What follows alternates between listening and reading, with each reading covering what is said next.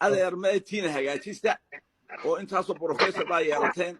markaan aan tagay 65kii secondary maydu lahayn secondary waxa la sameeyay la foole iyo banaadir 90% anaga galay ma awood ku gashaan caruur ma lahayn waa qaawaneydeen xabadda xitaa abgaalka imka qoriga sitaa qaansu sitay gaalasho cusub qaar baa qaawanaa